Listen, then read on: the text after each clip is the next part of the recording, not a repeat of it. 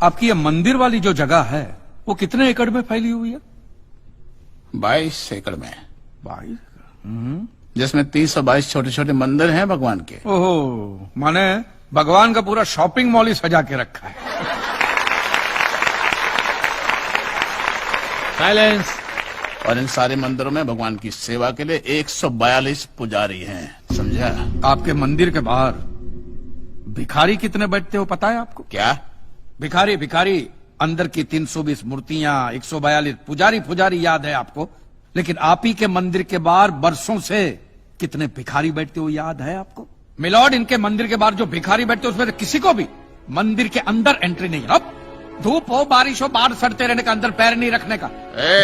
ना मत कहना, ये आप ही के मंदिर के पुजारी ने मुझे बताया था। उसने तो मुझे ये भी बताया था महाराज कि कांजी भाई, ये केस अगर आपको जीतना है ना भैया तो हर सोमवार को आइए। तो मैंने पूछा मिलॉर्ड कि मैं कहाँ हूं? तो कहते हैं शिव जी के मंदिर में आइए और 1 लोटा दूध चढ़ाइए, फिर देखिए। मैंने बोला ठीक है, ये भी करके देख लेते।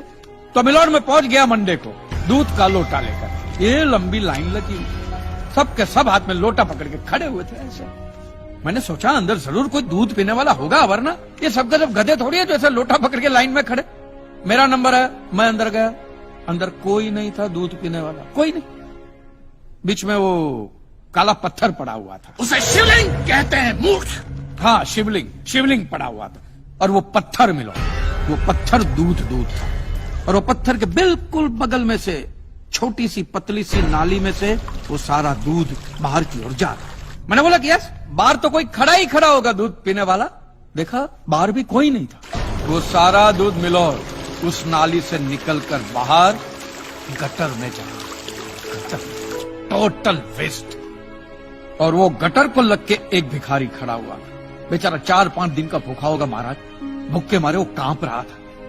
उसको शायद ये दूध ही पीना था, लेकिन गटर में से कैसे? तो उस भिखारी को मैंने मेरा दूध का लोटा दे दिया और दूध पीकर उसने मुझसे क्या कहा पता है? भगवान तेरा भला करे।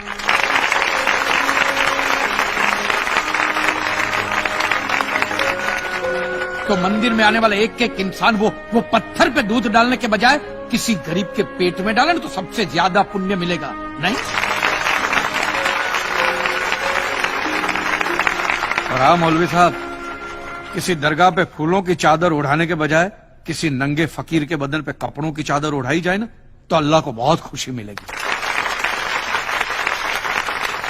और जीसस के सामने मोमबत्तियां जलाने से अच्छा है किसी गरीब की झोंपड़ी में जलाइए, तो उसके घर में कभी अंधेरा नहीं होगा। क्यों, तुम भी भगवान को नहीं मानते क्या? अरे मैं खुद भगवान हूँ। अच्छा, तो मैं अमिताभ बच्चन हूँ। देखो कांजी, दूध, चद्दर, मोमबत्ती ये सब चढ़ाना एक प्रथा है। भगवान की पूजा अर्चना, इन सब का मूल्य तुम नहीं समझोगे क्योंकि तुम एक नास्तिक हो।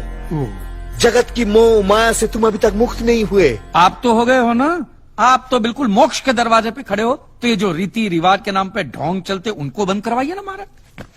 शनिवार को हनुमान जी की मूर्ति पे कितना तेल बर्बाद होता है पता है आपको? लोग 2 रुपये के 5 रुपए के सिक्के यूं करके मूर्ति पे चिपकाते हैं। हनुमान जी इन सारे चिल्लर का क्या करेंगे? कांजी भाई बिल्कुल ठीक कह रहे हैं। साईं बाबा अपनी पूरी जिंदगी गरीबों के लिए और गरीबी में जिए। जब तक वो जिंदा रहे तेल की एक एक बूंद के लिए दर बदर भटकते रहे, और आज उनके मरने के बाद उनके लिए करोड़ों का सिंहासन, सोने का मुकुट, किसके लिए बताइए महाराज। एक बात बताइए, जो भी भक्त भगवान की श्रद्धा से सच्चे दिल से भक्ति करता है उस पर तो उस परम कृपालु की कृपा दृष्टि रहती है ना? रहती है ना? आया ना? तो चलिए महाराज मुझे ये बताइए कि अमरनाथ और वैष्णो देवी की यात्रा पे जाती हुई बस नीचे खाई में क्यों गिर जाती? वो तो भगवान की भक्ति के लिए जा रहे थे, श्रद्धा से भजन गाते गाते जा रहे थे, तो भगवान ने डायरेक्टली उनको ऊपर बुला लिया। और आप मुझे एक गाड़ी ऐसी बताइए जिसका एक्सीडेंट हुआ हो और जिसके अंदर भगवान की मूर्ति या फोटोग्राफ ना हो। बताइए। I object my Lord. From day one ये आदमी बातों को यूं गोल गोल घुमा रहा है। मिस्टर कांजी, ये कोई डिबेट नहीं है अच्छे बुरे की, ये कोर्ट है और यहां प्रूफ चलता है। और हमारे पास प्रूफ है, इंश्योरेंस पेपर्स पर आपके सिग्नेचर्स। इसलिए लीगली आपको कोई हक नहीं बनता इंश्योरेंस कंपनी से पैसे और मांगने जहां तक हमारा प्रश्न है, बीमा कंपनी के नियमों को हम नहीं मानते। अगर उन्होंने लिख दिया कि भूकंप जज साहब ने करवाया है, तो क्या जज साहब पैसे देंगे? इसी तरह पॉलिसी में भगवान का नाम लिख देने से भगवान पैसे देने के लिए प्रतिबद्ध नहीं होते। अगर आप चाहते कि भगवान आपके पैसे लौटा दे, तो ये प्रूफ करो कि ये भूकंप भगवान ने किया है, किया ही है ना।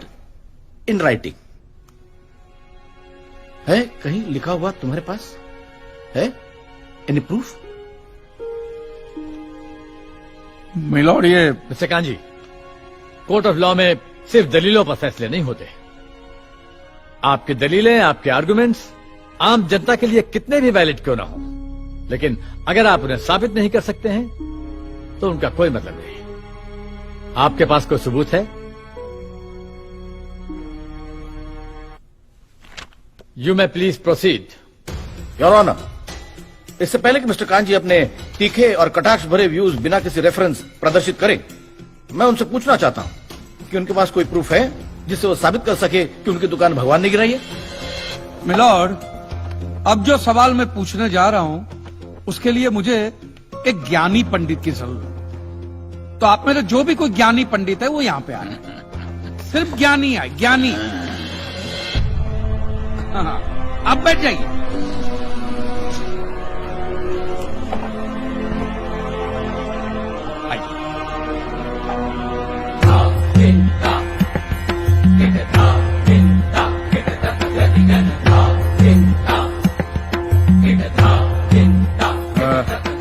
महाराज, आप जो पंडित लोग आपके प्रवचन में जो शास्त्रों की बातें करते हैं, तो शास्त्रों में जो भी लिखा होता है वो सब सही होता है? 100%। ऐसा कहां लिखा है? ये तो आप कह रहे हैं। गीता में लिखा है। अच्छा, क्या लिखा है गीता में? गीता के 4थे अध्याय का 40वां श्लोक। अज्ञस्य अश्रद्धानस्य संशयात्मा विनश्यति, नायम लोकस्ति ना परा ना सुखम संशयात्मना। मतलब क्या? इसका अर्थ है, जो अज्ञानी श्रद्धा विहीन मनुष्य शास्त्र पर संदेह या शक करता है, उसका विनाश निश्चित है। उसे भूलोक या परलोक कहीं भी शांति नहीं मिलती। समझा? ये बहुत इंटरेस्टिंग आइटम है। महाराज, आपको ये गीता में या शास्त्रों में कुछ भी समझ में आता है? कि जो भी लीलाधर महाराज बोल रहे हैं उसमें बस ऐसे समझा समझा करके हाथ हिला रहे हैं। मिलॉर्ड, वो स्कूल में छोटे छोटे बच्चे होते, उनको प्रेयर कभी पूरी याद नहीं रहती, तो बेचारे आंख बंद करके ऐसे करके होंठ हिलाते, वो होंठ हिलाते, ये हाथ हिलाते। एक कांजी, तूने एक सिद्ध साधु का अपमान किया है, तो तुझे नरक में भी जगह नहीं मिलेगी। कहां से मिलेगी महाराज? आप लोगों ने पहले से ही वहां कुल्ले टिका के रखे हैं।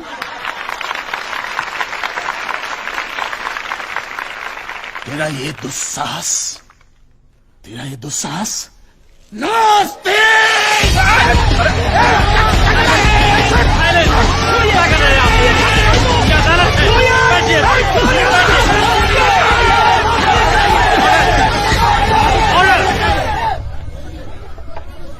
बैठ जाइए।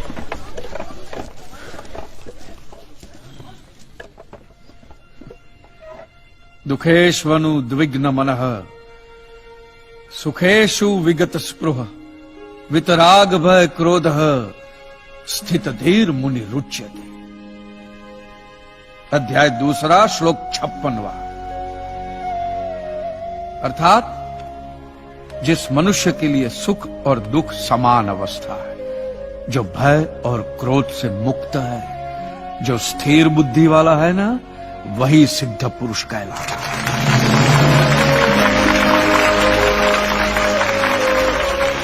ये मुझे गीता सिखाएंगे? अरे ये क्या गीता सिखाएंगे मिलॉर्ड? इन लोगों की तो आईक्यू भी रूम टेम्परेचर से लो है। आपको 2 बात किया कही मैंने उकसाने के लिए, भड़काने के लिए, मुझे मारने चले हैं। ऐसी है आपकी सिद्धि सिद्धेश्वर?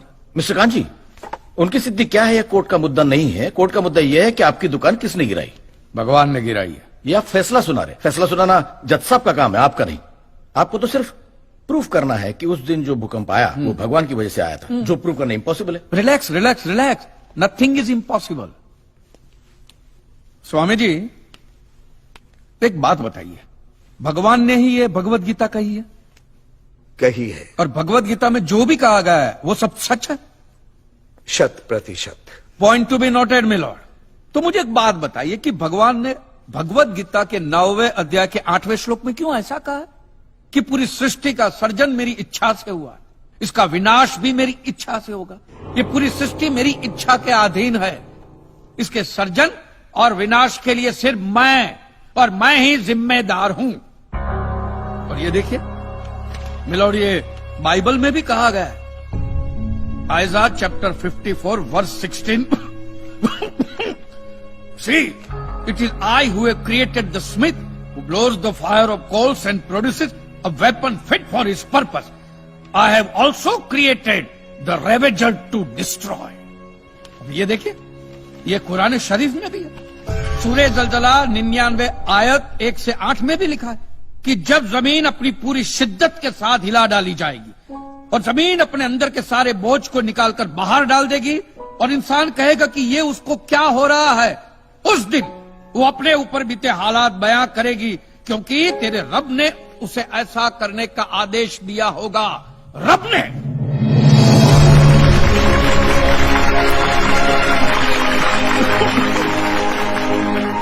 इन सारी बातों का मतलब एक ही होता है मिलोन, कि ये भगवान द्वारा किए हुए भूकंप से ही मेरी दुकान गिरी है। मतलब it is an act of God. ये सब ऊपर वाले की करनी है, और मेरे साथ साथ जिन लोगों का नुकसान ऊपर वाले की वजह से हुआ है उन सब के पैसे भी ऊपर वाला ही देगा, नहीं तो उनके collection agent. Your honour, mister Kanchi Leeladhar Swami को बातों में फंसा रहे हैं। सरदेसाई जी, क्या कर रहे हैं आप? अरे बोलने दो, उसे बोलने दो। अगर ये प्रूव हो जाता है कि भगवान है तो हम लोग पैसा देने से बच जाएंगे। अच्छा, पूरा दोष अब आप हम पर थोपना चाहते हैं। अपनी स्कीम से बचने के लिए आप भगवान का नाम नहीं ले सकते। चुप कीजिए, क्योंकि भगवान पर सिर्फ हमारा कॉपीराइट है। कॉपीराइट? अरे 2 मंदिर क्या बनवा दिए? भगवान आपकी बात समझ रहे हैं। खबरदार, हमारा संप्रदाय तुमको छोड़ेगा नहीं। क्या कर रहे हो? साइलेंस। रिलैक्स। आज तक तो मिलॉर्ड सिर्फ इतना ही सुनने में आया था कि भगवान की आरती होती है, आराधना होती है, यज्ञ वगैरह होता है। आज तो ये भी सुनने को मिल रहा है कि भगवान के कॉपीराइट भी होते हैं। भगवान के कॉपीराइट ऊपर वाले की ब्रांड बना दी है इन्होंने। आज मुझे विश्वास हो गया है कि भगवान नहीं है, बिल्कुल नहीं है, हो ही नहीं सकता, क्योंकि अगर वो होते तो उसने आप जैसे पाखंडियों को तो कब का उठा लिया होता। मुझे जो करना था वो मैंने साबित कर दिया है मिलोन। अब इसका पूरा फैसला